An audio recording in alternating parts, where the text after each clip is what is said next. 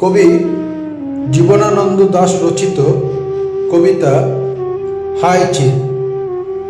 হায় চিল, সোনালি ডানার চিল, এই ভিজে মেঘের দুপুরে তুমি আর কেঁদো না গো, উড়ে উড়ে ধানসিঁড়ি নদীটির পাশে। তোমার কান্নার সুরে বেতের ফলের মতো তার ম্লান চোখ মনে আসে।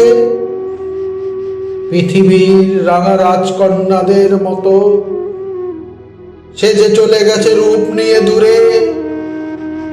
আবার তাহারে কেন ডেকে আনো, কে হায় হৃদয় খুঁড়ে বেদনা জাগাতে ভালোবাসে।